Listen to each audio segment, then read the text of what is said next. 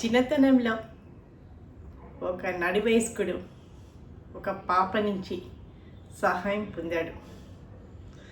ఏ సందర్భంలో పొందాడు? తర్వాత ఈ సహాయం తీసుకున్నటువంటి వ్యక్తి ఆ పాపని ఈ సహాయం తీసుకున్న వ్యక్తి పాపకి వాళ్ళ ఊరు వచ్చినప్పుడు కలవమని చెప్పాడు. కలిసిందా లేదా? ఒకవేళ కలిస్తే ఏ విధంగా కలుసుకున్నారు? ఇది తెలుసుకోవాలనుకుంటే ఈ కథ ద్వారా తెలుసుకుందాము. చివరి వరకు స్కిప్ చేయకుండా మొత్తం కథ వినగలరు. మన ఊర్లో అరుణ అని ఒక అమ్మాయి ఉందండి. ఆమె ఒక 10-12 ఏళ్ళ అమ్మాయి. వాళ్ళ తండ్రి వ్యవసాయం చేసేవాడు. తల్లి చనిపోతే ఈమె చిన్నగా ఉన్నప్పుడే వేరే ఆమెను పెళ్లి చేసుకున్నాడు. అయితే ఇప్పుడు ఉన్న ఆమె తల్లి సవితి తల్లి, స్టెప్ మదర్ అనమాట. ఈమె అరుణని స్కూల్కి పంపించకుండా మొత్తము ఇంట్లో పని చేయించుకోవడము ఇలాగా చేయడం మొదలుపెట్టి అలాగే రోజులు గడిచిపోతున్నాయి. ఒకరోజు అరుణ వాళ్ళ సవితి తల్లి, ఆమె పేరు రుక్కు. ఆ రుక్కు వల్ల అన్నయ్య బిడ్డ పెళ్ళి ఉంటే వెళదామని 10 రోజులు అనుకుంటుంది. సరే అని ఒక సంచిలో ఇన్ని బియ్యము, ఒక 2 గిన్నెలు, ఒక కుంపటి, ఒక 12 అణాలు, అవన్నీ గిన్నెలు, ఒక 16 అణాలు ఆ అమ్మాయికి ఇచ్చారునకి.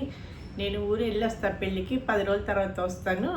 ఈ లోపల నువ్వు ఈ ఒక్క హాల్లోనే అన్నం వండుకో, ఇచ్చిన పైసలు తోటి కొంచెం ఆకుకూర కొనుక్కో, మజ్జిగ కొనుక్కో, తిని ఉండు అని చెప్తుంది. ఈ అమ్మాయి సరే ఉంటుంది. వాళ్ళ అమ్మ నాన్న వెళ్ళిపోతారు. మిగతా గదులన్నీ తాళం వేసేసుకుంటుంది ఆవిడ. ఇలాగ 2-3 రోజులు గడుస్తుంది. ఒకరోజు అరుణ మంచిగా అన్నం తినేసి అక్కడ కూర్చొని కిటికీలోంచి ఇలా కూర్చొని వచ్చేవాళ్ళని పోయేవాళ్ళని చూస్తున్నది. అయితే ఒకరోజు ఏమైంది, ఒక పెద్ద నడివయస్కుడు, పెద్ద ఆయన అంటే వచ్చి వాళ్ళని వీళ్ళని అడుగుతున్నాడు. నావి ఇక్కడ సముద్ర స్నానానికి వచ్చాను కదా, నావి బట్టలు అక్కడ పెట్టాను, పైసలు దాంట్లో పోయినాయి. మా పక్కన మాది రామాపురము, నేను వెళ్ళాక మళ్ళీ మా జీతగాడికి ఇచ్చి మీకు పంపిస్తాను, నాకు ఒక 20 రూపాయలు ఇవ్వండి అని చెప్తాడు. అని చెప్తే అందరు ఎగాదిగా చూస్తాడు. వీడికంటే 20 రూపాయలు ఇవ్వాలట, వీడు మళ్ళా జీతగాడితో పంపిస్తాట అని చెప్పి కింద నుంచి మీరు చూసుకుంటే వెళ్ళిపోయారు, కానీ ఎవరు కూడా ఇవ్వలేదు. ఇలా చాలామందిని 7 మందిని అడిగాడు. ఈ అమ్మాయి చూస్తాం కిటికీలోంచి. సరే అడిగి చూద్దాం, ఇంత మాట్లాడదాం అని చెప్పి కిటికీ దగ్గర నుంచి లేచి తలుపు తీసుకొని మెయిన్ డోరు పిలుస్తుంది. ఆయన్ని పిలిచి ఏంటి ఏమైంది అంటే ఇదే సంగతి చెప్తాడు. ఇట్లా బట్టలు అక్కడ పెట్టాము, పోయినాయి, నేను ఊరికి వెళ్ళాలి, ఇక్కడి నుంచి పక్క ఊరికి బాడుగ బండి చేసుకొని వెళ్ళాలి, అక్కడ దిగి అక్కడ పడవలో మా ఊరు వెళ్ళాలి అని చెప్తాడు. దానికి 20 రూపాయలు దాకా అయితే అమ్మ నాకు అంటే, సరే నేను ఇస్తా కానీ నువ్వు అన్నం తిన్నావా అని అడుగుతుంది.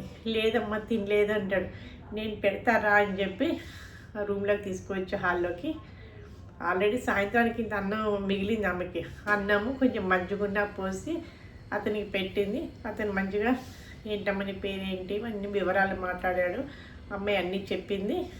ఇక వెళ్ళిపోయేటప్పుడు కానీ సవితలకి ఇష్టం లేకపోయినా అరుణని అబ్బాయికి ఇచ్చి పెళ్లి చేస్తుంది. పెళ్ళి అయిపోయినాక అత్తగారి ఇంటికి వెళ్తే అక్కడ చూసి ఆశ్చర్యపోతుంది. ఎందుకంటే పెద్ద లోగిలి, చాలా పెద్ద ఇల్లు, జమీందార్ కుటుంబం అది. అక్కడ ఇంట్లో నౌకర్లు ఉన్నారు,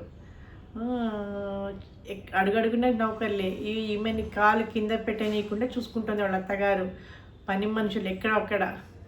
అబ్బా నేను చిన్నప్పుడు మా ఇంట్లో ఇలా చేశాను, ఇక్కడ అసలు ఏవీ పని లేదు అనుకొని సంతోషపడ్డది అమ్మాయి. ఇలాగా ఒక వారం 10 రోజులు 15 రోజులు గడిచిపోయింది. ఒకరోజు భర్తతో అంటుంది కరుణాకర్తోటి అమ్మాయి అరుణ. ఏమని అంటే, ఇది రామాపురం కదా, నాకు ఇక్కడ ఒక స్నేహితుడు ఉన్నాడు అంటుంది.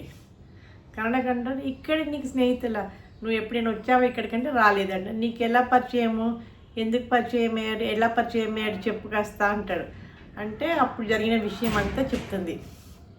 మరి ఆయన పేరేంటో అడ్రస్ ఏంటో తెలియంది ఈ ఊళ్ళో ఎలా తెలుసుకుంటాం మనము అని అంటాడు. ఏమైనా ఉందా నీ దగ్గర మరి అడ్రస్ అంటే, అప్పుడు గుర్తొచ్చి ఉంది అని చెప్పి ఆమె తెచ్చుకునే ట్రంక్ పెట్టే దగ్గరికి వెళ్ళి అడుగున దాచుకున్నటువంటి చిన్న ముక్క అప్పుడు ఇచ్చాడు కదా, ఆ కాగితం ముక్క నలిగిపోయి ఉంటుంది.